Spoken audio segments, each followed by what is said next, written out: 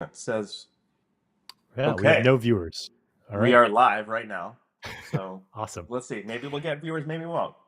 Who? It puts a little number in your on your screen. Yeah, I mean, I think async is the name of the game, so I will not be surprised or sad if we don't get any live viewers, but Yeah, thanks. that's okay. I think that we can give it a, let's see if it's posted anywhere. I don't know if it automatically does. I'm using this thing called, here we go. Um, oh, Oh, they we have viewers, man. they took a I see 4 screenshot. now. Great. What up? Hey, Okay. hi there. And I can see comments on YouTube Sweet. that will show up. And so if people have questions, and also, I guess Twitter replies. Awesome. Dude, I think this thing is going on LinkedIn. So shout out to LinkedIn people. I Dude, don't, what's up, LinkedIn? yeah. But we'll give it like a couple more seconds, um, and see what the deal is here. So Cool. yeah, commenting on in chat on YouTube, youtube.com/contains AI. I think you can post comments there. I'll see it. I wonder if you see it on your end, Josh, but either way, I'll bring it up in case it comes up. I can see comments on my end and Okay, guest chat. I great. guess the chat's just us, but comments are everybody for Yeah, all the I think channels. That's that's, pretty neat. Pretty neat. yeah, cool. So I guess, like I said, let's just get started. Um, First off, Josh, who are you? What's your deal? What's my deal? Well, my name Yeah. is Josh Mohrer. Um, I met you probably something in the order of 17 years ago. Yeah. I live in New York. So far, all of my work has been typically on the business side. I've been a startup guy really since the beginning of, like right after I graduated school. Notably, I was at Uber for the sort of first 5.5 years or so, leading New York. But on the like operations side, I've always been near engineering. I've worked with engineers. I've helped out engineers. They've helped me, but I've never really been one. I've never really done engineering work, I should say, and I've always been interested in it. And I've taken a few runs at that over time. I am technical by nature. I studied math in school, so it all fits me. But I've never like written an app that anyone has really used. So a couple of years ago, really like a year and a half ago, I took another shot at it, but this time I had a chat window that would answer anything that I asked it. ChatGPT rolled out their first version in the fall of 2022, and so I saw that as an opportunity to sort of replace the engineer or whoever would be sort of the target of my incessant. How does this work? Explain that to me. How do you do that?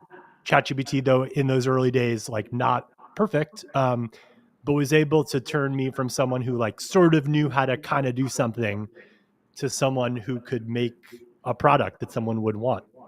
And so it was really, it first started out, and I don't know if I'm like getting ahead. You just asked, No, who this, am I? And I went yeah, into exactly. my I whole mean, I narrative, think but you can take it away, but I've like a million questions that come up. yeah, you should And if also you have, feel free to interrupt. I'm all about the interruptions. totally. Um, And if, yeah, if anyone watching has a comment or question, hit it up in chat. We'll see it. We'll bring it up on the screen. Um, so you sort of didn't really have any technical roles, but then decided that you wanted to do something technical, like you wanted to create an app, like like what made you yeah, want to start in the first place? right. So I think so from the very beginning, when I was like in high school, I started selling stuff online. So this was like late 90s. And there was eBay, and I would take a photo of something and write a little bit of HTML so that the description in the eBay listing would have a big font for the title and a small font for the description or Yeah, I whatever. remember those. Yeah. And then, e-commerce became a common thread in a lot of the things I did. And I'd be in a situation where, hey, I have this idea. Here's how we can make the e-commerce thing that we're doing, whether it's selling funny shirts through IAC or selling wine or really selling anything, and I've done a bunch of different things like that, I would always find myself in situations where I needed something from an engineer. And it was sort of like, if we could, whatever, like make that button bigger or send a bulk email or whatever, like all the myriad things one might want to do when they're selling things online. And I kept having this sort of feeling like, I'm like close. I can almost do those things, but I can't really do them. And so it gave me the perception that the action is really on the engineering side, because they're the people who are building the thing that ultimately was facilitating the sale that I was trying to make. And so I've always approached business and marketing and ops with a technical kind of bent, because I'm a math guy and that's sort of how I think. That's what I bring to this. And so I think generally engineers kind of enjoy having someone who appreciated it and respected what they did, and also understood it more than, say, an average suit, as it were. So you wanted to be that engineer. You didn't want to be the suit. You wanted to be the Yeah, or the engineer. suit who can do the engineering stuff, Right. And I think I had seen along the way engineering types who would lean into the business stuff and be able to kind of do it all because of that. And I thought the opposite, kind of the flip of that, would also be interesting, being like a business guy who now can actually write software or whatever, like make the change on the website to make the button bigger, himself. Um, and so when I was at Uber, that was sort of how I approached it. The role that I was hired into is the GM of New York, to kind of run the business there, really everything but software. The software would continue to be built in San Francisco. As city launches started, we would sort of have that support, and there would be some specific things that, New York might need in the software that California doesn't, like tolls on a road, right? That's an important thing. Don't really have that on the West Coast. But by and large, it was a business role. And but very early in that experience, it would be like, hey, I'd really like to get a report that says how many new riders we've gotten in a given day. We know how many signups and we know how many trips, but I want to start to have an engagement with the rider when they take their first ride, send them a special email, ask them to share this is very early, before people had like heard of Uber. Mm-hmm. And Travis said, okay, like he sent an engineer a note, like, give Josh access to SQL. Like, that's it. It's like, listen, man, we're not going to be able to make every little report you want. And it's 2012. So, retool Yeah, hasn't been none of the invented tooling yet. There's existed all that the made it stuff that doesn't easy. exist. Yep. Totally. So do you know what SQL is? Like, go figure that out. And there's no chat GPT, but there is the web, and you can kind of learn things and search, like, how does that work? And so that was the beginning of like, oh, business people who can like do some tech stuff. Like, here's a query that shows people that requested a ride, but the ETA was too long and they canceled, and then we never heard from them again. Like, start all of a sudden, like you have a tool, you know how to do this thing, how to write SQL, and you could come up with all sorts of different things, all the different configurations of people you might want to speak to with a certain kind of message, or you took a ride and it was a low rating ride, but then he took another ride, or whatever. Like, hey, we found that if people take two rides, like they're hooked. Like, the retention on that is much better. So before, you can just sort of say like, show me graphs. Like, you'd have to make your own graphs. And so that was there was a moment there of like, oh, business people can do the engineering stuff too. So, fast forward a few more years, and then really all along the way, I'm like, it would be really cool to make an iPhone app. Like, that just feels like a really cool thing to do. I want to try to do that with Objective C, which was kind of like the language you would have to use up until 2015 or 2016. Found that a little bit too hard. When they came out with Swift, I took a shot similar to what I did here with Wave. I was just like, I want to make something.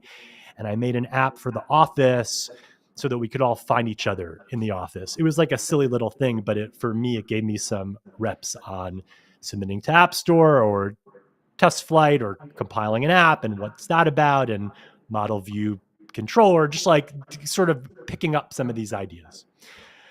But that really was just kind of like a blip. I needed something else to do because I was bored or whatever. But so I did Uber for a bit. I was there for about 5.5 years. I grew New York basically from zero to about 3 billion in bookings per year. Very big business, a lot of like a big team. went on to become a VC for a bit, sort of in a bunch of different ways, concluding with starting a proper venture firm, but also doing a bunch of angel investing and all the stuff that I really like. Sort of saw people are successful as operators and then they go on and invest. And that sounds interesting. I guess I'll do that. And it was really not a very well thought out thing. And I kind of hated it. It wasn't for me. I very much prefer to focus on one single thing, on being focused on one thing rather than sort of breaking the day up into 1 hour slots and talking to other people about their dreams and their thing. Like I want to do that. So, like I said, I started working on Wave really about a year and a half ago. I think I had my first buyer a year ago this week, in fact. No way. Congrats. Yep. How'd Thanks. you find Like, that first buyer?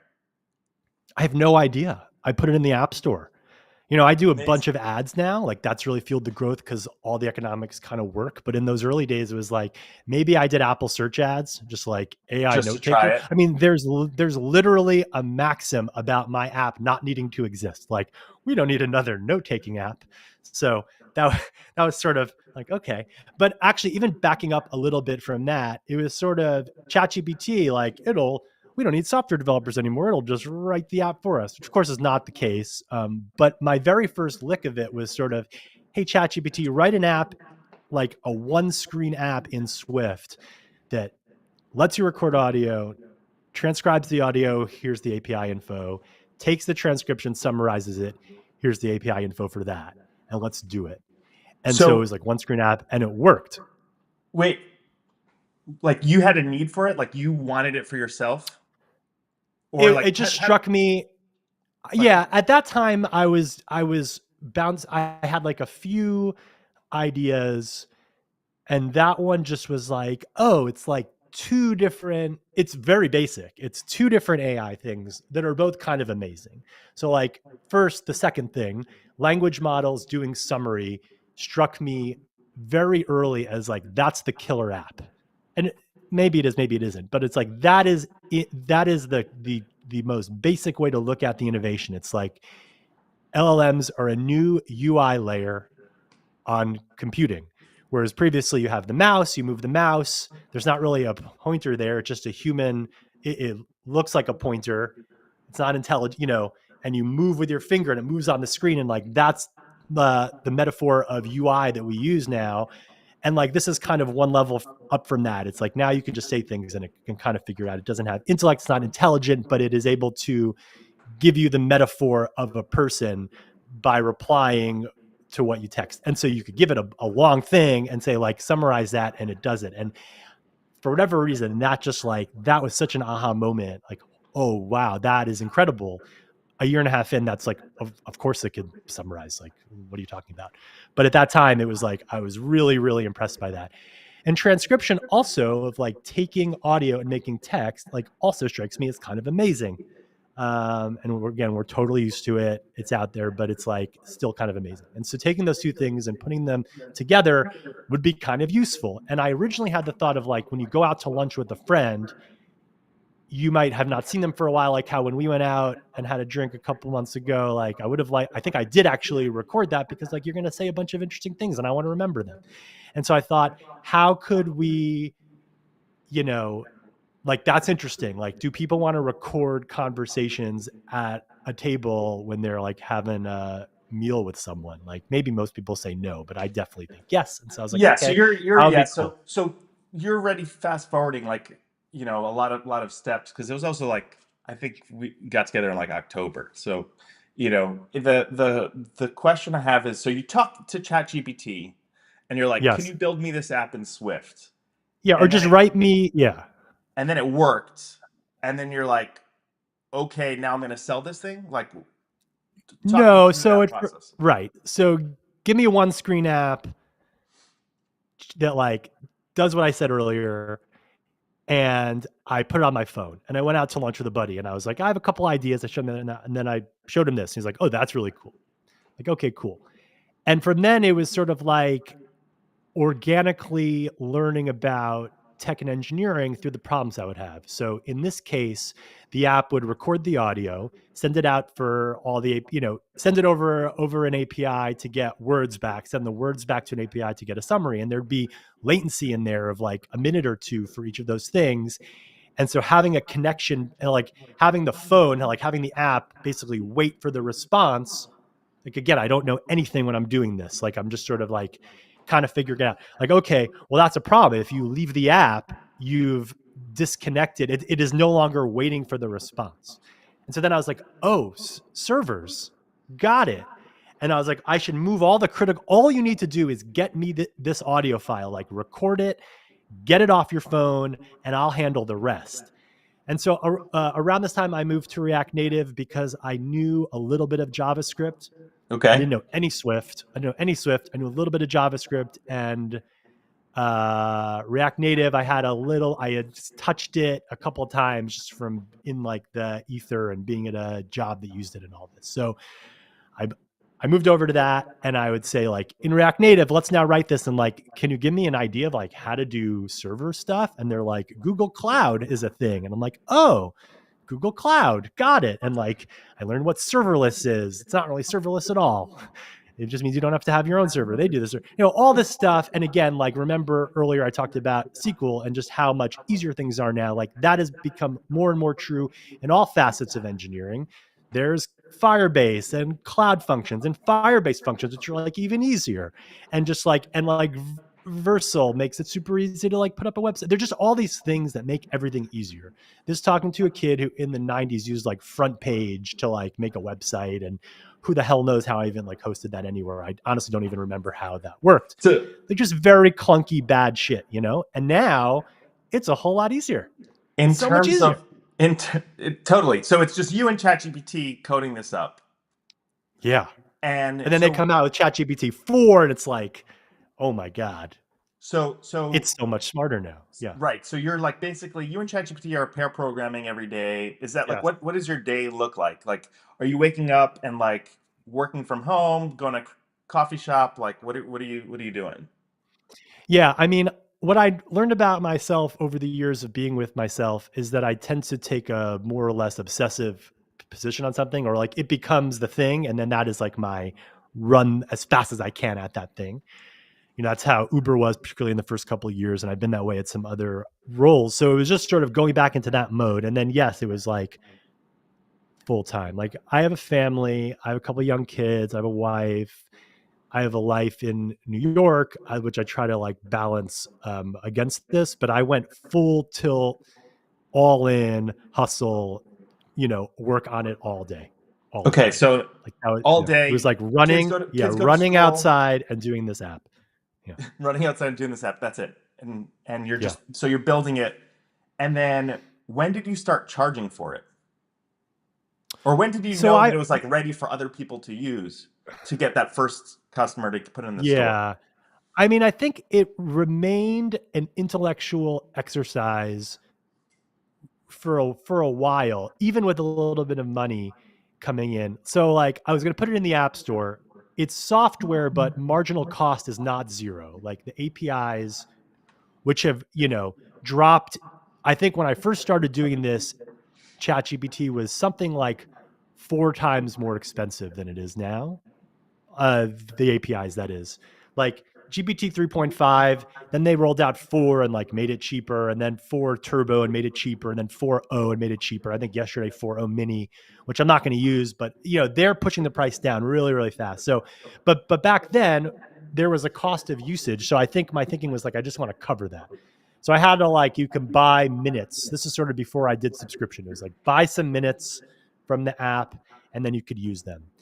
And very quickly, I realized that probably a subscription would, like, people don't want to count minutes, I don't think, and subscriptions are probably a better business model for me. And so I moved to subscription. And probably even at this time last year, when I got the first sale, then I got the first annual purchase, which I just couldn't believe. I still actually think that annual is insane that anyone would want to buy, unless it's like a material discount and you're certain you're going to use it. But like, annual just seems kind of crazy. But anyway, I put that up on someone's Do you have advice, a and people, lifetime plan? yeah. I don't have a lifetime plan. I don't want to Because be on the hook for life. I'm seeing a lot of like companies do lifetime plans now. Yeah. I think you can make an offer that you know is going to be higher than your like LTV, than the amount you're likely to get from an average user over time. And so just like put the price of it just above that, I guess. That makes sense. I don't know. I haven't done lifetime yet. It feels kind of gimmicky. I don't want to suggest that this is going to be useful for that long. I mean, I hope it is. I hope I can keep doing it, but we'll get there. So Okay, you asked, yeah, I asked how in I terms started to of, get like yeah, money. start charging. So it seems like it was first like intellectual, just you and sort of when did you know that? Because like, give me time frame. Because when did Sure. you start? So I saw you back in October. You were like tinkering with it. It was in the store, or it was right before it was going to hit the store. It was like a test flight. Like I was on the test flight, and then Yes. you were going to go to the store, and then so walk me through that, because then like I remember here, I'll pull it up. Like you have here, like I don't know if you can see this on the screen. Did I lose you?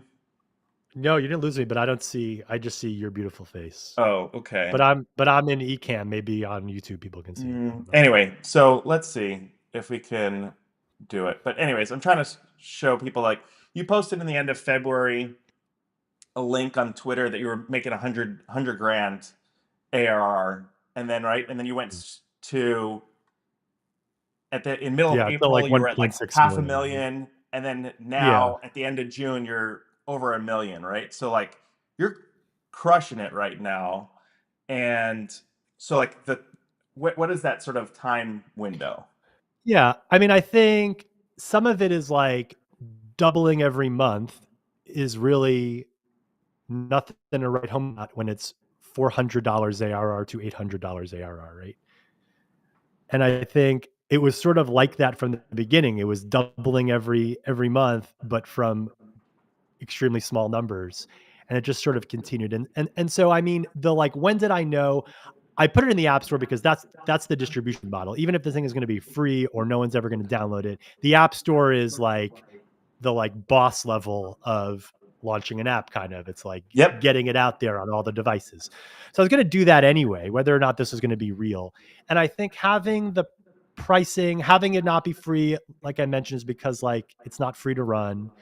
But I think I started thinking this was a thing when I got feedback from users that were like, "This holy shit! This is the most amazing I've ever seen." Right, and that reaction was more about the AI tech that powers the app.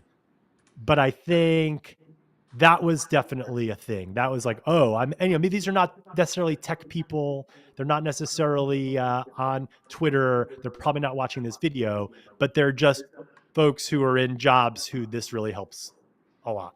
Totally. So I But think that's kind of my I pushback that you had like earlier. You were like, "Oh, transcription, it's everyone knows about it. Summarization, everyone knows about it." And I would push back. I actually think anyone who's watching this or any tech forward people like know that that exists, but I think that there are billions of people that don't know what it is, right? Like, sure, yeah. and I I think mean, I that think there. Yeah. Well, there was a couple of things I was seeing at the time when I was figuring out how to do this. And some of this is I've told the story so many times. I try to remember like the actual, like what I was thinking at the time. But I was seeing a lot of AI demos that were amazing, but very much limited to web browsers, very much sort of like nuanced and maybe more demo. Like here, an AI agent is going to like do XYZ ABC and this sort of long form thing, and it's on a web browser. And all you have to do is download this Docker and then launch the server and then open a terminal window and do this string and then open a browser and go to localhost and you'll see it do its magic. And it's like, oh, cool. So you have to be an engineer to really even try this. And so the some of the thinking was like, what's the exact opposite of that? What's like the cleanest, most basic, easy to get going? Like it's got to be an app.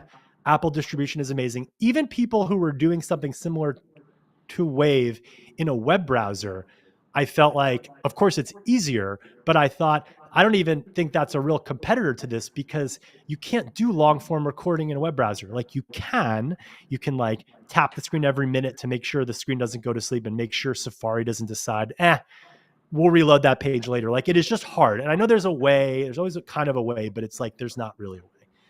And so I was like, I need a way that a person can hit record and then really turn off the phone and put it on the desk and have it like work 100% of the time. And I'm not still not like, it's not perfect even at this moment. So So I was like, you web started seeing this browsers. Yeah. doubling, Yeah. right? You started Yes. seeing the doubling, and then you're like, okay, I'm going to continue investing in this. Like, did you set aside Yeah. of like how long you would spend on this, or like you were waiting for a signal to say I'm going to stop working on this, or you're just like I'm doing this for like a year? Like, what was your like mindset for I had, this yeah. project? So, I mean, people in my life, there's a reason why you don't like necessarily look to your mom or your best friends to tell you if your startup is a good idea. Um, that's a like, that's a conventional wisdom because I think the theory behind that is that they will give you feedback that's more positive than you really deserve. They'll be like, that's great, Michael. This is terrific. I Yeah. love it. It's like, and for me, it was a little bit the opposite. My mom, and she'll probably watch this at some point, it was something to the effect of like, that is a very cute retirement project that you're working on, right? Because I did this Uber thing, and sort of, I think, and I joined that early, but like they had product market fit long before they even met me. I had to like steer the most amazing ship ever to success. Like, my role in that was what it was. Yep.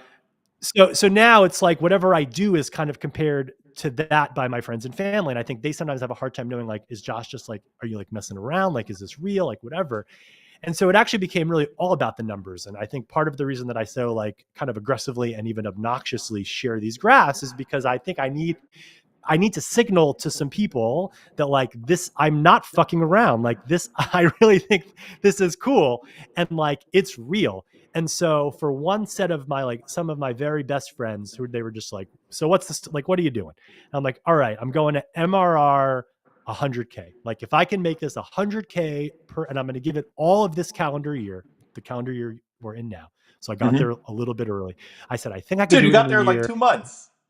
Yeah, I got there by June, so I did it at about half the time. This is a conversation I had with them in like January. Okay. It's like I'm gonna do 100K a month, and then that'll be real, and then like we'll see what happens after that. And I think that, one of the perhaps the only thing I miss, not the only thing, but one of the things I miss about working with other people is the high fives, right?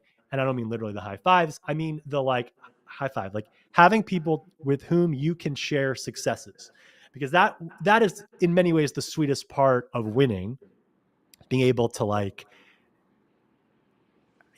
high five your friends who you did it Yeah. with, right? Like I feel like so much of the Uber experience is being able to rally around milestones and goals and getting there. And I've had that experience in a bunch of different startups, and it's really sweet. And so lacking that, I kind of picked a bunch of friends and just started sending them graphs, just as like reality check, like, and when it was like, oh, I grew from 1K MRR to 2K MRR, which is doubling and should not be seen as you only grew by $1,000 a month. Hmm.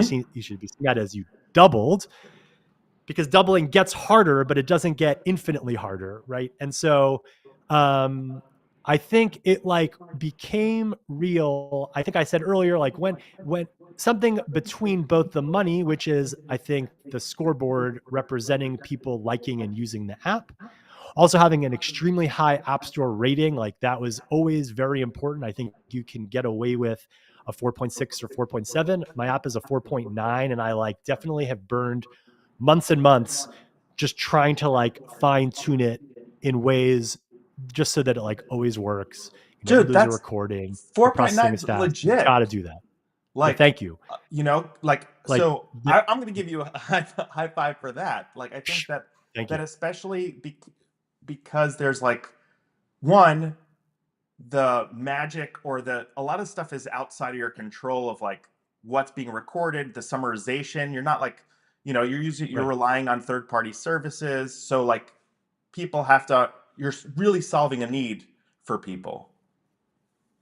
I'd like to think so. I mean, I Yeah. like to think so. And I think I said earlier how everything was in like web browsers and stuff. Another thing I noticed that sort of led this direction is that there were 100 things for recording your Zooms and your like meets and Hmm. your teams and all this.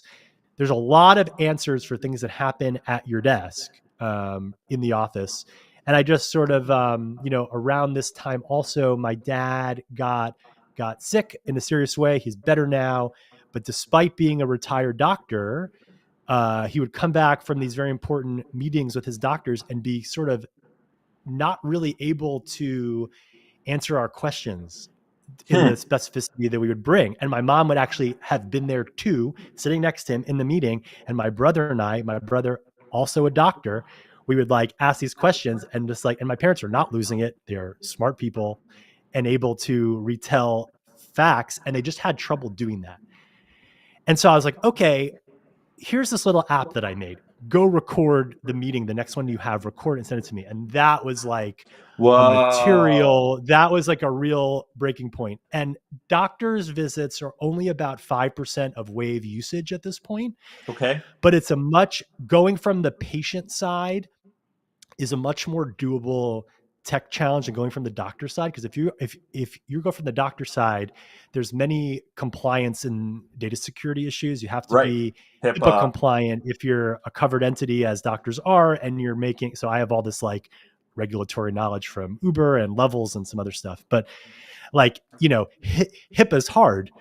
Doing going in through the like healthcare industry in the United States is very, very difficult. But it's really the patients. It's like, yeah, electronic medical records are great and that should exist and people should work on that. But I want patients like my dad, who's perfectly smart enough to maintain all the information, but just like, you have stage 0 leukemia and here's like 25 words you've never heard before. Well, ChatGPT and Whisper happen to be experts at that. Yeah. And Amazing. so, and he's better now. And it was just like, it was very helpful. And so that was also like a moment. I'm like, okay, so I have this sort of, this expression like life's most important things happen away from your desk. The most important, you know, moments and events and things like this are not going to be while you're sitting in front of your computer. They're going to be somewhere else. You'll have your computer, your other thing here.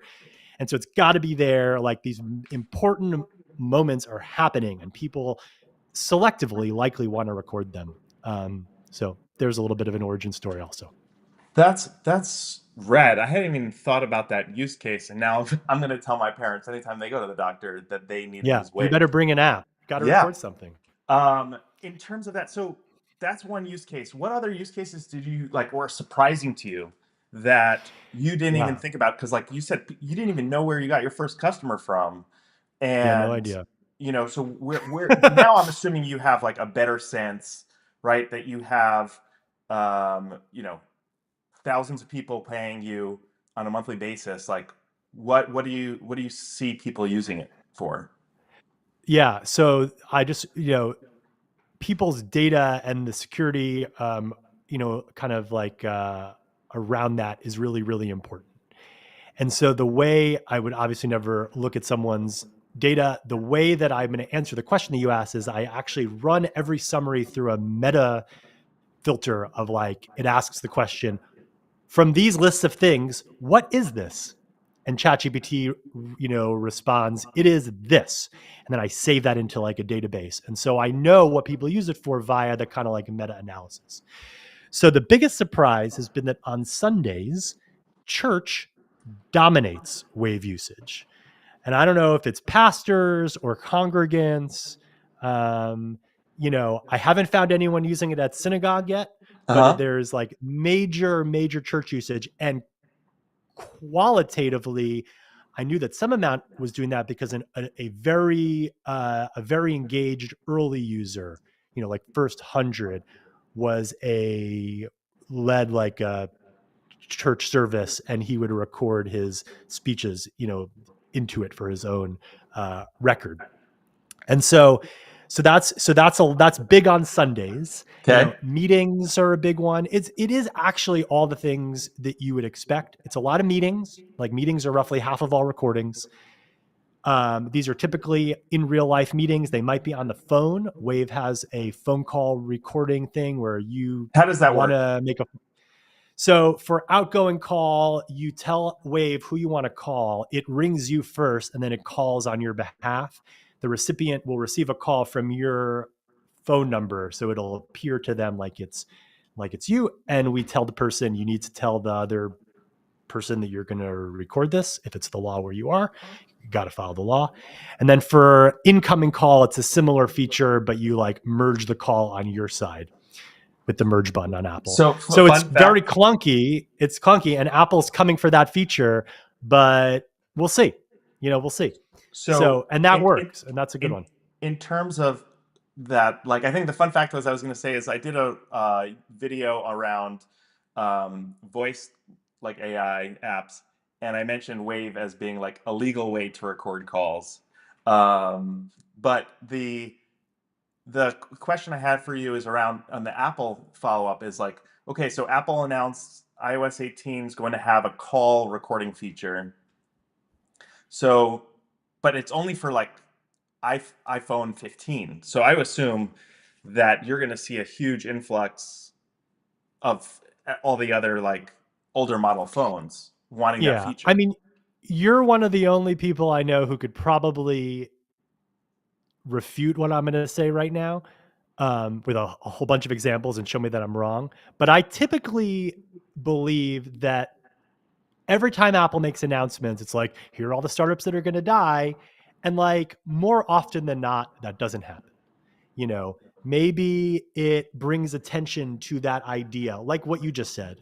Yeah. And maybe it's not just because of the iPhone. Maybe it's because the iPhone version doesn't work the way the person wants, or maybe it doesn't ever end up coming out at all. Right, But I right, feel right, right. like glucose monitors on the Apple Watch was the like boogeyman story for my last startup job for the whole time. And they never came out with that. And like, that's maybe not the best example, but I do feel like software and just the world at large is so big that it's unlikely that Apple will produce a one size fits all solution that's so good that the companies that do it go out of business. And like 1Password, just the first thing that pops to my mind, like password management through Apple is kind of better in many ways.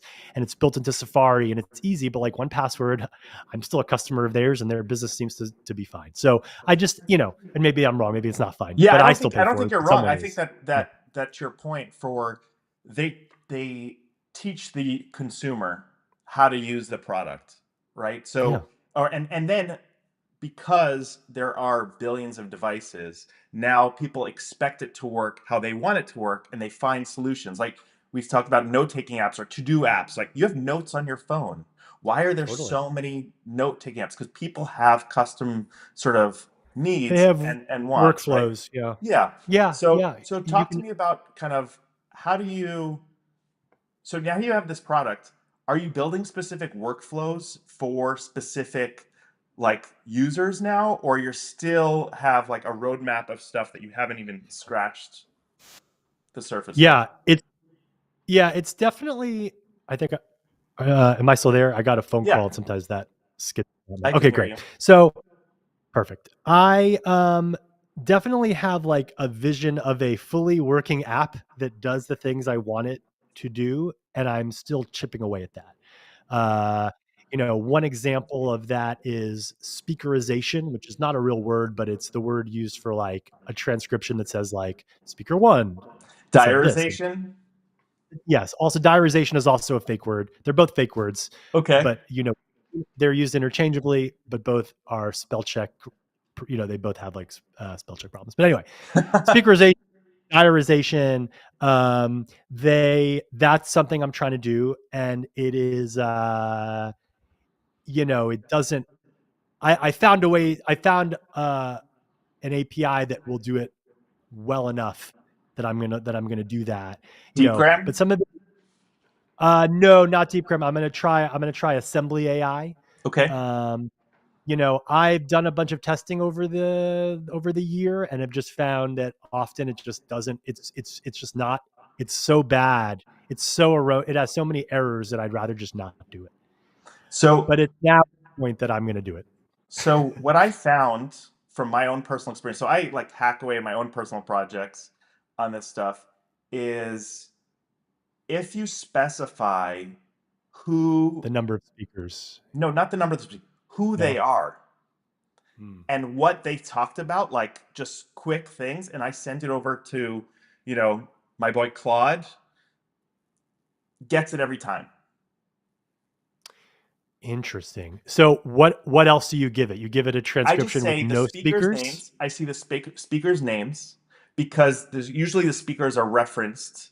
If Sure, like, hey Josh, like, so if I say hey totally. Josh, then I'm not Josh, Right. But right? but you mean from a position of they've already divided up this, who, like, they know, they've been able to say, well, this is speaker one and this is speaker two, or It just even says, without that? yeah, though I'm using, usually I'll use something like Super Whisper that on my desktop, and it will have different speakers. I forgot which API they use. Maybe it's Yeah. Deepgram, to split it up. But they don't know, most of the time they get it wrong, right? Like it's not 100% speaker one, speaker two. Sometimes it's repeated. Hmm. But when I pass it through Claude with specifying who the people were and some things that they had mentioned in the meeting that I remember at the end. I'm like, hey, by the way, these are the people who spoke. This is what they had mentioned. That's really It interesting. cleans it up, I would say, with like 99% accuracy. And That's really granted, I'm not interesting. doing it every day. It's like I'm not in meetings. Like I don't have a job. Like I'm just tinkering right Yeah. now. So, Well, what I'm going to try to, so I should just back up. I currently use Whisper open source model on a server that I host and do all the transcription stuff on my own. If I do speakerization, it'll be with these other folks. But I think even just letting the LLM without anything additional, just the transcript, speaker one, two, three, four, assuming that it's dividing it accurately, it can deduce who the speakers are, right? If you think about that, how you just said, someone says, "Hey, Josh," and like, that mhm. person's not Josh, and then another person is Josh. And so if it's only two people, you've just made it much easier. So you can almost guess who, once. Yeah, I think the hard part is dividing the like sound wave into the different components to be different speakers Got it. and doing that quickly. I think with infinity time, you can analyze the whole file and then go back again and go back again. But how they typically do it is they take like a 30-second chunk and say, like, who are the speakers? It's all kind of, so a lot of the challenge for me is building the UI for people to fix it, to like make the correction. So I'm going to give them the best shot and then but make an easy way for them to like merge chunks, saying no, that's Yep. actually speaker whatever. And that becomes non-trivial. So that's really what I'm working on now. I also, just from like a distribution standpoint, since I did it in React Native, I'm going back to your asking like what's next. I've been trying to get it on the Android store for 3 months. I have submitted 40 times and been rejected Whoa. 40 times. And that is because I am bad at engineering, but also because their review process is extremely thorough. So sometimes it's been like knucklehead things like choose a language. And what I meant is choose a transcription language, not an app language. And they're like, I changed it to Japanese, but the app is still in English. I'm like, okay, I need better labeling. The most recent one is like, I recorded 10 things and one of them had a mistake. It's like, okay, got it. Like they're really, I Whoa. think maybe because I've been rejected so many times, I'm now on like red alert and it's like to finally get through. So anyway, it's in the background. I'm just trying to get into Okay. Android. Okay. I've So, actually built a web version that I'm going to release soon.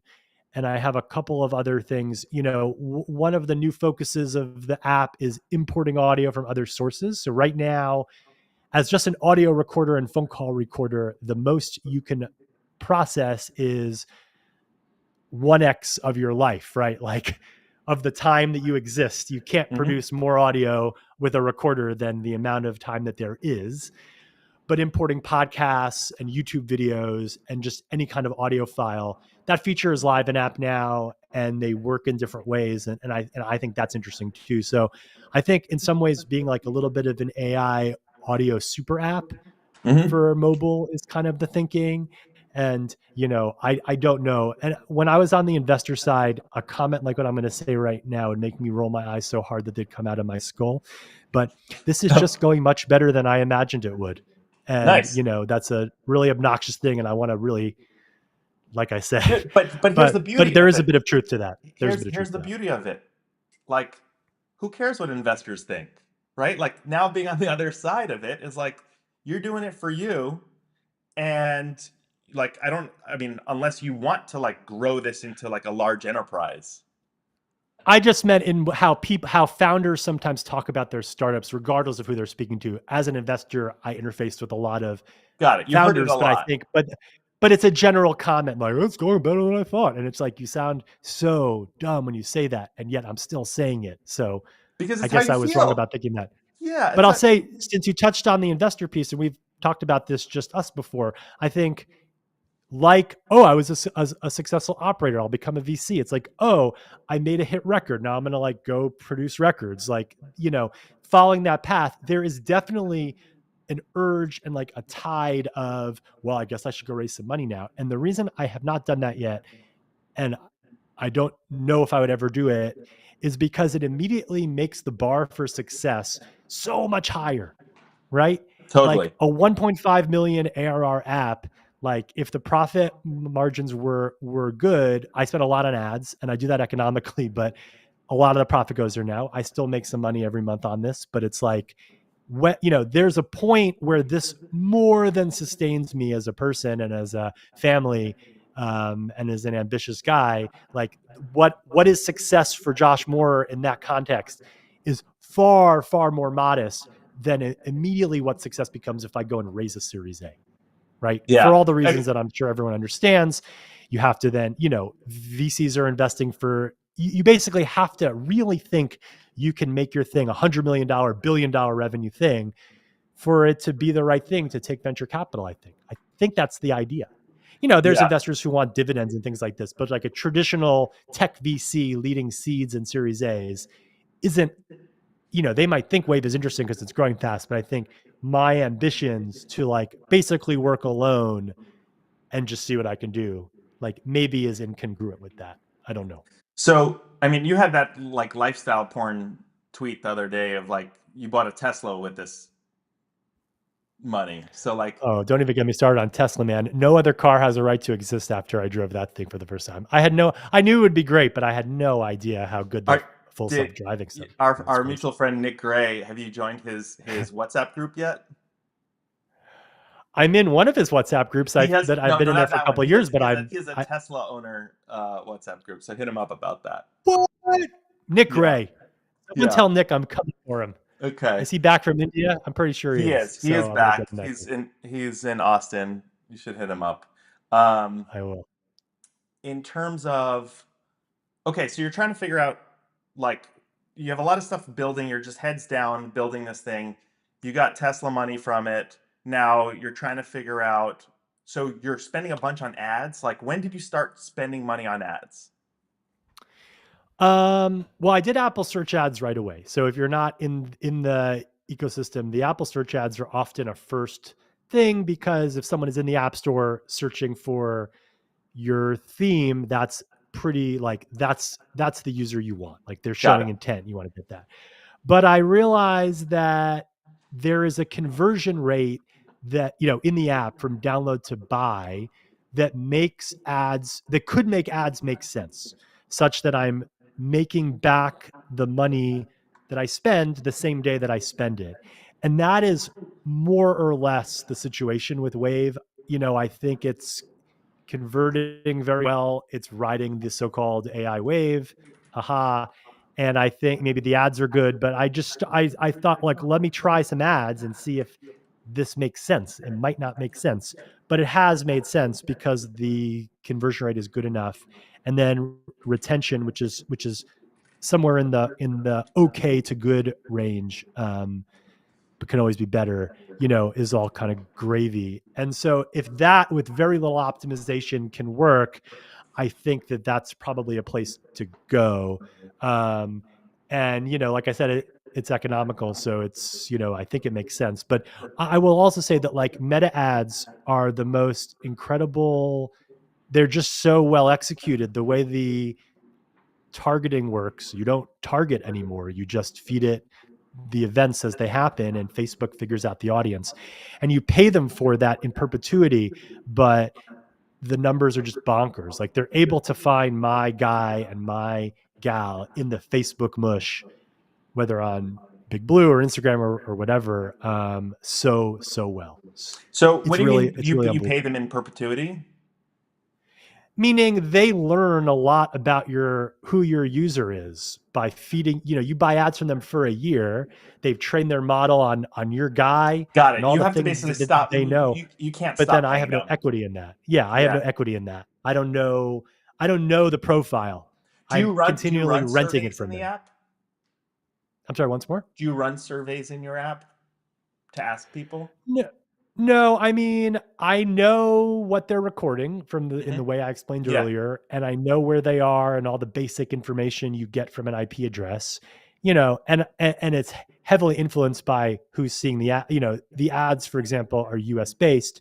Before I was doing ads and it was all organic, I would get random big influxes from other countries because the app actually works really well in other languages, just sort of out of the box.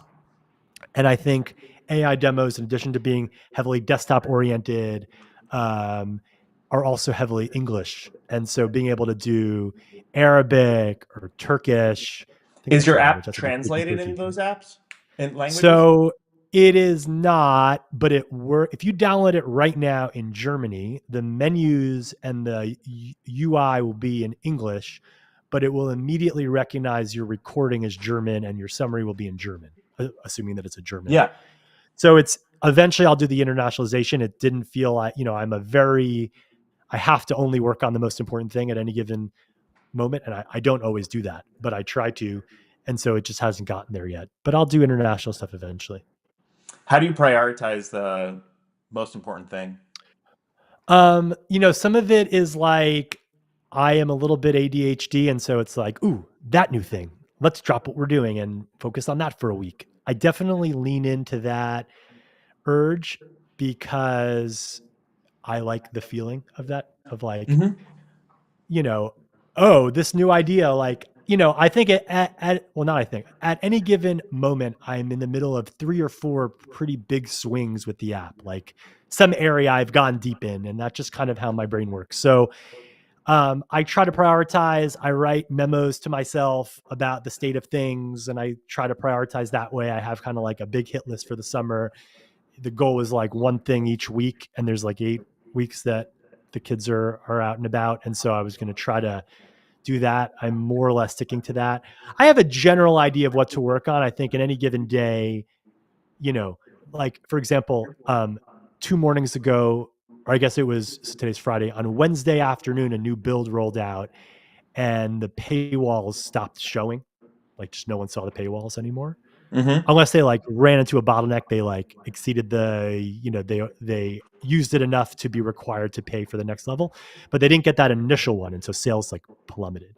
And I spent all day yesterday getting to the bottom of that, and I did get to the bottom of that. And then so that was like yesterday was just totally out the window because of that. There's a lot of stuff like that. There's a lot of fires like that. But I really, having had a lot of experience in my career and frustrations with this, of like having an idea and just having to burn so much energy convincing people on that idea just to get it moving, it is nice to be able to do the opposite of that. You know, Just do whatever you want. I'm do whatever I want. It's a Yeah. nice, I don't think I'll be like this forever. It's a bit of a phase, but in this moment in time, I'm all about doing whatever I want, following the little, I get a thread of something and just following that all the way down and seeing what happens and not always being heavily optimized in that way. Um, Nice. and that's fun. Yeah. I mean, like, I guess if it wasn't fun, you probably wouldn't be doing it. Totally. It's super fun. I really, really look forward to doing the work. And I think that's good signal for myself. Like Hmm. that I really like it. I really like it. I Nice. like it. And actually, it's funny. Some of the number feelings, like, you open up the graph and the graph looks good and you get dopamine hit. And you're like, yeah, like that's actually worn off a little bit. I get Okay. more excited by usage graphs like, oh, we processed, you know, 2,500 hours yesterday. Like, that feels good. Or a customer saying, like, this literally happened yesterday. Like, because I do all the support and I answer it quickly because it makes an annoying sound on my computer, which actually happened during this video. I have not touched it because that would be weird, but I typically answer very quickly. And so someone's like, I want to write you a recommendation to your boss so that they know how great you were in the support. And I'm like, well, hold on to your hats. Wait till you get a load of this. It's one man show, I baby, am and the you're talking boss. to I him. am the manager. People Yeah. are always a little bit surprised, but that happens a lot. And that is actually intensely gratifying for me, that people are like, this is cool. Like this is making my life a little bit easier. This is a great app. Like people say that. I get a few like, hey, your app's hot garbage. It just lost my recording. I lost a very good friend. This was pretty early on, but a very good friend recorded her grandmother's eulogy in Oof. Wave and lost the first cut of it, like lost the recording. Sorry, Rachel. Oh But man. like Sorry, Rachel. so really try to avoid those sort of stories. Like that's a Hmm. real driving force, like 100% success rate. And I'm actually working on some stuff for like monitoring and orchestration layers. Sometimes someone will reach out and have a problem that I can fix. Like, oh yeah, something got stuck. Let me just like run it again for you. And they're like, oh my God. So there's a lot of areas where it can fail sort of along the way, and just like getting it to 100%. Like your DoorDash always works, like Uber Eats always works. All these companies, like, so there's something about working alone as someone who doesn't really know what they're doing that makes that harder to achieve, but I'm I working on it. mean, so we schedule this to be till 12. Do you have a couple more minutes? We got to go. Well, man, it's already 3. So if Oh we're only yeah. going till 12, there were no, I'm just Sorry, kidding. sorry. I I mean, make a time zone yeah, joke. time zones. I'm in San Francisco. I'll Time be in New zone York next joke. week. Yeah, I'm good. I got time. Let's keep going. Okay, cool. Um, in terms of doing it yourself, like, so you're doing the ads, you're doing the sort of support, you're doing like, have you thought about I'm sort actually of, not doing the ads. I got a guy doing the ads, and the design is also done by an outsource. okay. So those are 2 areas. I'm super open to that. I have tried to hire engineers and it has not worked, and I have a few theories on that. But I think my golden rule at the moment, well, it's been I want to so every line, all the engineering is me and like OpenAI, and I haven't had any other humans in the mix. I'm likely going to have a human in the mix on some of the web stuff soon.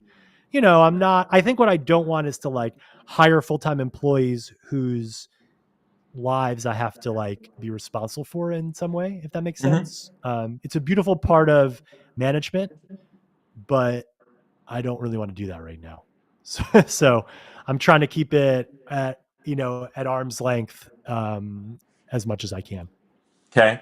In terms of, um, like, would you consider yourself like, do you see yourself going back to like a job that you would have like manage employees or work with a bunch of employees, or it's too early, like right now you're just enjoying the ride? Um, I think if I were to find myself in that situation, it would be because a project I started got big. I have a hard time imagining. And look, if I was younger, this would not be the case, but I'm old. And so I think the chances of me working in a traditional office environment again are very low. That's not what you asked, but I'd say as a starting, that's Yeah. very low probability. I think having a team of remote first is very possible. I like to say that Wave is AI first. Like the whole equation, I think, of how to do this has really changed a lot. um like, I mean, really, really, really different. And so it's not clear what kind of team you need for like a 10 million or so ARR business. And that's currently the goal of record, because the guys who I was like, I'm going to do 100K a month, and we hit it, and he's like, how about 10 million ARR? He's kind of just screwing with me a little Yeah, bit, but let's I'm like, go. fine, man, I that's the mean, goal now. dude, I mean, So that's the so yeah. right now, based on your graphs alone that you've been, posting to Twitter, and my assumption that the market is going to want this once all the new iPhones have this capability, like, I think that's totally doable in 2025. Like, I hope so. That would be yeah, me too. great. I hope I That'd be great. I hope the best appreciate for you you on saying that. that. I think it's all doable, right? And I think there's also like I taking a step back, like when I took the job, even at Uber in 2011, like I went out for that role because I thought it would be fun, and because they offered free Uber rides for all employees. And it said you'll travel around like a European diplomat. It actually wasn't for the stock options that changed my life. Like that wasn't on my radar. it was really just for good fun. And I think the reason I bring that up is because this might just be a fun business to run. Like, what do you do? Like, I run a shop. Like, what do you do? I'm a doctor. Like, what do you do? I run an app. Like, I think maybe because of AI, or maybe just because of where we are now generally, it seems like a reasonable thing to do. Like, to just say, I'm going to run a business online, like making a thing, and people will use it. And it doesn't have to be everybody. If 100,000 people use my app regular, that is wildly exceeds any expectation of whatever for anybody, for any small team, for any Yeah, one it's like person, what? It's like whatever. two You know what I football mean? stadiums worth of people. I'm sorry, one more time. It's like two football stadiums of people. Like it's hard to like even, you know. I love that you use that. I love that's always how I think about it. Like 30,000, that's MSG. Even though I think MSG is actually like 18,000. Yeah. But I love talking about it in stadiums. Yeah, I mean, it's crazy. I think this was a lesson from Uber for me at least, and it was it's so obvious and kind of stupid sounding, but an appreciation for how big the world is, Mm-hmm. because we were doing the thing at Uber and it was sort of like, who in New York City, 3 or 4 years in, I'm thinking to myself, like, who that is going to try Uber in New York hasn't yet. And yet week in and week out, tens of thousands of people like trying it for the first time. The world is very, very big. And Mm-hmm. Apple could literally give away an identical thing which isn't what's going to happen, but they could do that. And I Yeah. still think the world is big enough. There's someone somewhere who wants it in this specific way. And so that's really what's amazing about the internet, I think, is that, like, the world is so big and yet you can just get to people. Do you, so I in push that code. Yeah. regard, like with Uber and like Lyft competition, do you feel like you posting about your success, you're basically asking for competitors to come and try to create an app that Yeah. is the same thing? I mean, it's another one of those things, like Apple came out with you got there's a word for it. You got Sherlocked. I didn't even know Hmm. that word until people started saying it after the AI announcement to me. Like, you're getting Sherlocked. That's the expression, right? Am I making that up? Okay. Yeah, yeah. So, um, I think that, but it's like, so similarly, do you know of a person who's like, doo got nothing going on? Oh, Josh Mohler's graphs. Oh, I should compete with him. Okay, gonna dedicate my life to competing with him. It's like, really? Who is that guy? Because I'll compete with that guy. You know what I Okay. mean? Like, if someone sees my graph and is like, oh, I should do that. Like, okay, you know. Now, I think if I was a different person who could get attention in a more nuanced way, like many folks out there do, in a much more intelligible and respectable way than just being like, oh, here's my graphs, then I would do that instead. But I'm me. And also, I'm just trying to do things as quickly as possible. I don't have necessarily time to write long form content. You know what I mean? Or I'm like not a great writer. I'm not that interested in doing it. I don't want to like invest in the time in doing that or whatever. But like, a good graph is hard to ignore. It's hard to ignore a good graph. Honestly, Hmm. I knew you already, but I put that up. I was like, can some people do some interviews with me? And I like got a Hmm. whole schedule full of interviews. Like, you know what I mean? So it's, yeah, I mean, I think I'm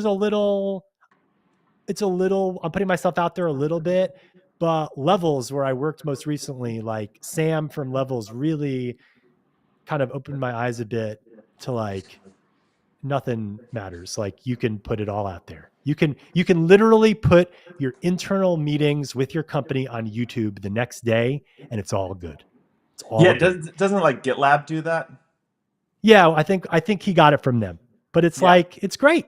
It was only positive. If I was doing deals for we were trying to do a deal with Dexcom and Abbott, who are the two makers of the glucose monitors that we were using at Levels. And we like are in this like top secret negotiation with them. This is a few years ago. This is all out there now. And we like mentioned it in a meeting and posted the meeting, and they were like, are you fucking crazy? Like, what are you doing? And I'm like, yeah, that is pretty crazy. So then we started like removing secrets from the videos, like, that would offend third parties. Right. Like, we didn't have secrets personally, but if like it was going to mess with the deal, we took it out. So I think, like, in some ways, I don't know. Also, I saw other people doing it. I don't know. Hmm. But again, it's almost like to show my mom that it's not a retirement project. Like, I'm Right, saying right, that right, as right. sort of a joke, It's a but real but business. the idea is correct. Nice. Um, cool, dude. I'm so happy for you, like that you're grinding on this stuff, you're enjoying it, you're having fun. Um, you know, any Thanks, buddy. parting words? Because I could talk about this stuff for Yeah. hours with Oh, I you. love it. I love it. What are you working on? So not public about it, but I'm This inspired. is, don't worry, this is just us. It's just us. Yeah, it's just us and I don't know, hundreds of people. So I right get to now be I'm just messing around, like scratching my own itch. One of them is like a parenting AI. So my kids want to watch YouTube. I don't let them watch YouTube. YouTube sucks.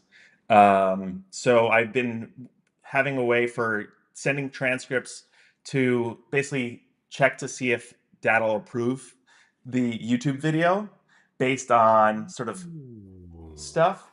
And so that's one. Another one is not a, I don't know if it's an app, but maybe I'll try it.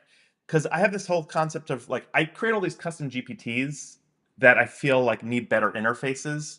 So I want a Right. way for like on my phone to have a better interface. So one of the things that I use going back to the parenting thing is um, my kid, I have two kids, 6-year-old and 8-year-old, and they're awesome. But sometimes they'll have a blow up, and like I want to not blow up in their face back, right? It's hard to like keep calm during those situations.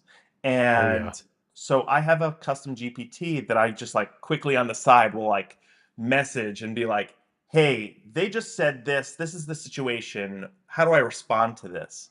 And it gives me like That is five amazing. five ways Yeah, to that's cool. respond to them in a healthy way that doesn't, rack up therapy bills later. You know? Like, That's terrific. And also, I think probably accessing that part of your brain, it takes you out of the like emotional yeah. response because you have to focus to write the thing and then read the thing. Like sometimes this doesn't always work, but I've occasionally when my 7 year old who sometimes freaks the fuck out about things, like ask her some like math questions and it'll like just bring her down a little bit because she'll Uh-huh. start to activate the like the more thinking. It's like, okay, you're calming down, you're thinking about the math for a second. My kids freak the fuck out and they watch way too much YouTube. But I love your idea because it's also it illustrates another thing, which is like so much of AI, the people who get the most out of large language models tend to be the people who are just really have cool ideas about it. You Mhm. know, it's like a clever usage. It's the right mixture of like lazy and clever and hacker that tend to extract the best things out of the language models. And so I think it's totally legitimate to just wrap the API in a good user interface that points the user uh towards that answer. Like Totally. because So they I'm might not my have whole think of it thesis themselves. on it is like the chat window is not the response back right now that we have with ChatGPT and Claude's like showing like, you know, Claude's the best right now. And we can talk about that. Artifacts. Yeah, Oh my god. artifacts are So like good. I went on a whole thing the other day on artifacts and it's amazing. Maybe I'll do a whole separate video on that. But um it's we're still so early. Like you and I like messing with this stuff. You're even ahead of this than I am, but like we still haven't had the proper like mainstream approach to this stuff. And I think Apple stuff is close, but it's Apple stuff is more of like an auto suggest. Like I think the fact that you can have on-demand apps on your phone, like an everything app that is just created, is wild. Like Yeah. I'll give you the example what I did for Artifact. I'm going to New York and I wanted to go through my contacts in New York and a quick way to like just browse my New York contacts. So I'm like, I abstracted out and sent Claude. I was like, hey, I want a quick way to take a CSV and just have a Tinder swiping right left uh, on this. Instant, one shot, it got it. And then it didn't work like on my phone when I you can now publish artifacts. Oh And so, yeah, I never pushed that button. dude, So what does that do? It just makes it a website or something? it makes it an iframe of the sort of the React Yeah. code into it, Right. and then I was able to use it for my phone and just upload or copy and paste like a CSV into it and then just swipe. And then it took me like 20 minutes to figure out, okay, I want the drag to work, but I could have just did check X, like that's what it originally Right. had. But I messed with it to like Right. improve it. So the difference between that and the iPhone app that you should make of this idea, Yeah, you got to do the contacts API, get the right totally. permissions, get it Totally. through Apple. They're very careful about the contacts. You could do it all locally, but like this is a good example of sort of the intuition that I had, which is like anyone can do what you just did, except Hmm. no one will, Correct. because they need to be you. Like they need to be know what they Yeah. want, how it would work. And that's why it's like not even though some of these apps are literally just things you can do directly, a well-packaged app is so I mean, that's so good. Like I'm going to a place. I want to see some people or whatever. I just give me Yeah, a yeah, yeah. swipeable version of my contact list for whatever Totally. reason. I mean, it's Totally. a Totally. worthy of an exploration for sure. But two things on that. One is I think that should be productized of like on your phone, right? Rather than a web. Like to your point of like doing this on the thing is It's got to be an app. is a pain, right? And then I had to port it. Anyways, so that's a whole company if I want to go down that road. The thing about artifacts that's blew my mind, hit the publish button. They have a link at the bottom that, let me see if I can pull it up. It has a remix button.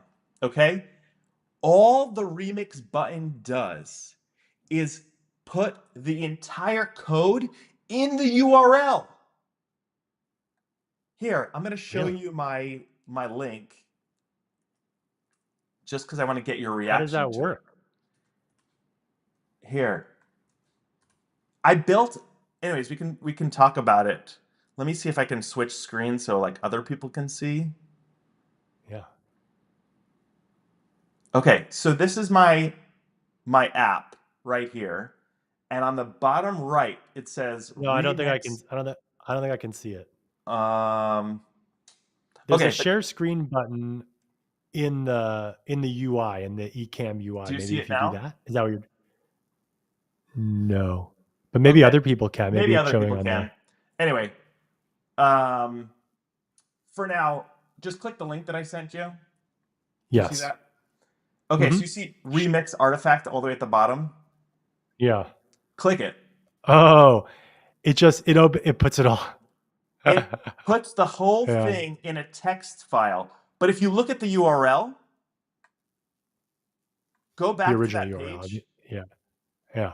and right click the Yeah. URL, I the whole see it. thing is there. Yeah, I'll So put it for in people notes. not Let's see. familiar with Artifact, it puts a sort of a React um, app in the container here on the right hand side. It's rewriting the entire code that I had built, and then it will display it as the Yeah. app itself.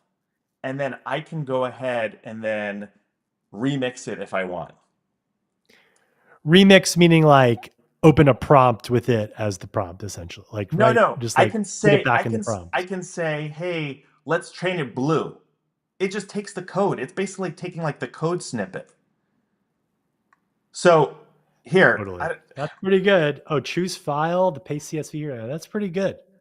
so anyways, the the thing that is magic about Artifact, and I kind of want to like I wish there was a way to not enough people are using it right now. And this is going back to our original comment of like you were just very matter of fact in saying, "Oh, you people already know about summarization. People already know about transcription." And I think they don't. I think in the same way Totally. that people don't know about Yeah. artifacts, like the fact that I can send you our URL to a live working app is a pretty big deal. Yeah. And It's really something. and then the cool thing about this is if you go to claude.site on Twitter, you just search claude.site, you can see everybody's published Oh, artifacts. right. And not enough That was people a are yeah. sharing it. That was a So like very good idea. I mean, in some ways it was like that's their like virality play a little totally, bit, but right? it's not viral because there's no consumption side. So I think that, Mikey Krieger, you're Oh my watching this, god. create a feed of this stuff. I just found a Rubik's Cube 3D model with the 6 sort of moves you can make as buttons. Oh my god, that is really something. Now, if Yeah. I do remix artifact, can I see the code for that? I guess I probably Yes. can, right? Yes. Yeah, that's neat. But That's cool. there was a thing that I found.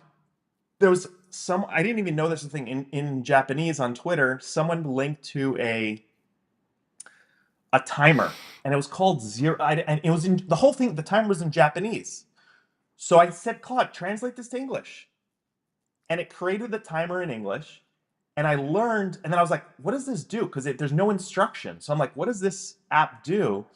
Turns out it's this concept called zero thinking that I had never heard about, which is you set a 1 minute timer and you just have to brainstorm and you just have like all your ideas, get them out in 1 minute.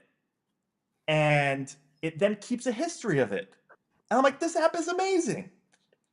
So, anyways, Artifacts came out like a month ago. I think nobody's using it.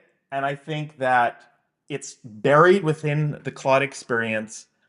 There needs to be, and I'm assuming there will be coming a app that has allow you to create apps on your phone. Yeah. If someone doesn't do it, maybe I'll mess with that. That's kind of one But of the you can ideas. appreciate like, and I sort of feel like when it says AI can code, it is quite limited to there's a certain depth that it can go. It's going Yes. to be a one screen type of thing. So I use artifacts constantly because it's sort of that is the window that it puts the code in. What I love about it how is it has it's like the conversation on the left side and like the code snippets on the right, and then it like updates them instead of giving them new ones. Like that's all very well handled. But it still has a context window, right? It still has sort of a limit to what it can understand in one go. And so Mm-hmm. I do wonder if it's able to truly produce useful things at this point or if it just demos. Because remember, the way I'm using it is sort of like you still have to sort of drive the plane. You have to like fly the plane a little bit, but it can Yeah. do a bunch of different tasks. You know what I mean? I Yeah. It's suppose going it's back to your like whole, oh, complicated. the servers exist. Totally. Servers. Yeah. So useful. Yeah. So Very good. I Very good. think I think that's definitely a case. My take on it is it allows for this concept of disposable apps. And sort of like we didn't have the like what does the Snapchat version of apps look like? Where Right. hey, this quick start thing, I may never use it again. I needed it one time, Yeah. right? And I'm not going to build it up, or I'm not even going to. It's easier right now for me to, for these like brain fart ideas, to come to Claude rather than search the App Store for it. Like there might be a contact book address sorter thing, Yeah. but the hurdle I to guess. get Yeah. there, Yes. and once again, I'm It's an edge certainly there case. for I'm like, smaller things. No, I mean, I think we're in some ways saying the same thing. Like, it is very good at writing a discrete unit of thing. And then whether that unit is enough to solve your problem entirely, or it's a building block that perfectly fits into a set of other building blocks that you kind of have to look after. I suppose it's just it'll sort of move from one into the other, I suppose, at some point. I have a little bit of trouble kind of imagining an average user being like understanding what they need enough to ask for it and then get it. Like I still kind of think there might be humans in the mix. Like I sort of think of it as an amplifier of me rather than a replacement in some oh ways. yeah, yeah, yeah, I don't know. totally, totally. It's Yeah. giving you, multiple arms kind of thing to like code Totally. at different stuff Totally. at the same speed, right? So it's like 2x kind of side. That's why we have tabs. Yeah. And you can open up a bunch of them in a bunch of different tabs. Yeah. Well, dude, This was really, really fun. thanks so much for taking the time. Congrats again on the focus and the sort of effort on Wave. For people still watching, wave.co helps you record uh, meetings, calls, anything, doctor's appointments.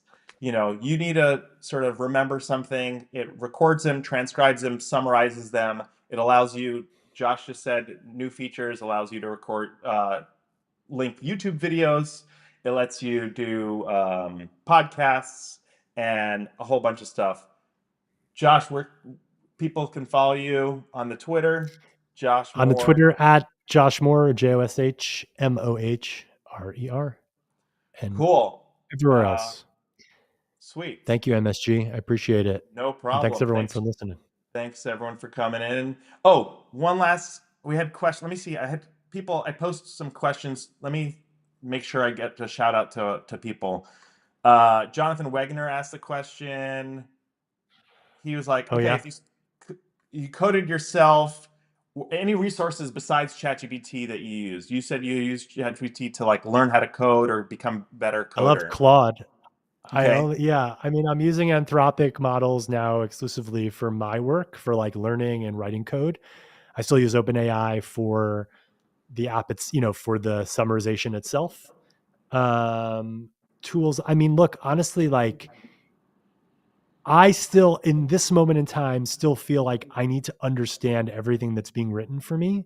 So I spend some time on YouTube videos, and I've sent Jonathan some links to them, in the past. And, I think learning, it is still useful to learn that stuff. So like I do watch tutorial videos on React Native, on Next.js. There's such good stuff on YouTube. And in a lot of ways, that was part of the process for me too. I didn't really talk much about it or really at all. But those sort of videos are still very helpful to me because I think at some level of complexity, you do actually have to understand what's going on or you're in for some pain, I think. cool. And then I think the other questions, Cameron Kozan asked a question around like how do you get folks to hear about you? It seems like you um, just bought ads and sort of got people, and then it's word of mouth from there. I definitely buy ads. I mean, this is another really stupid answer of like, it's going better than I imagined it would. But I think another thing is be good, like be useful, be something that you're proud of, that's polished enough, that works.